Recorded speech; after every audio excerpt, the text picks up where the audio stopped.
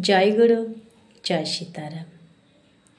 ব্রাহ্মণ, ক্ষত্রিয়, বৈশ্য, শূদ্র এই সমস্ত জাতিগণরাও ভক্তি যদি থাকে তাহলে তারা পবিত্র হয়ে ভগবানের পরম পদ লাভে সমর্থ হতে পারে।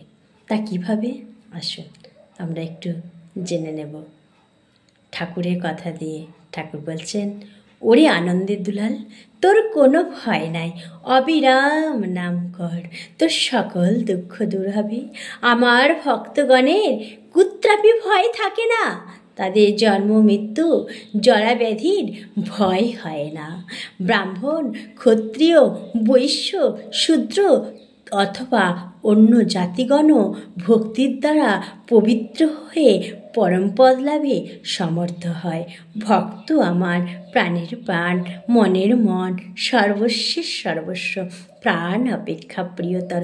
তুই অনুক্ষণ নাম কর, দুর্লভ প্রেম ভক্তি লাভে কৃতার্থ হবি।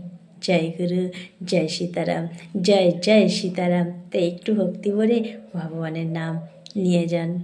একবার বলুন কমেন্টে, হরে কৃষ্ণ।